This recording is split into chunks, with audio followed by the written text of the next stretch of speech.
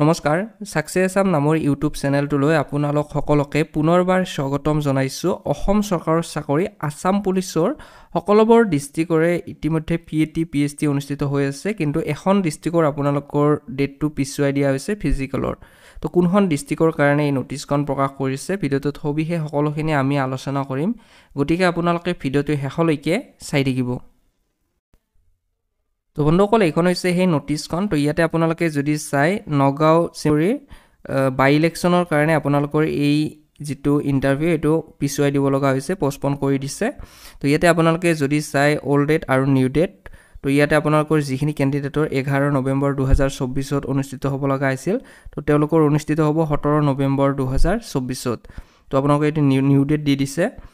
আৰু যিখিনি ক্যান্ডিডেটৰ 12 নৱেম্বৰ তাৰিখে অনুষ্ঠিত হ'ব লগা আছিল তেওঁলোকৰ 24 নৱেম্বৰ তাৰিখে অনুষ্ঠিত কৰিব, আৰু যিখিনি ক্যান্ডিডেটৰ 13 নৱেম্বৰত অনুষ্ঠিত হ'ব লগা আছিল তেওঁলোকৰ অনুষ্ঠিত হ'ব 1 ডিসেম্বৰ 2024 ত, আৰু যিখিনি 14 তাৰিখে অনুষ্ঠিত হ'ব লগা আছিল তেওঁলোকৰ 2 ডিসেম্বৰ 2024 ত ইয়াৰে ফিজিকেলটো অনুষ্ঠিত কৰিব। তো বন্ধুসকল এইখিনি আছিল ভিডিঅ'টো আপোনালোকক দিবৰ বাবে ধন্যবাদ।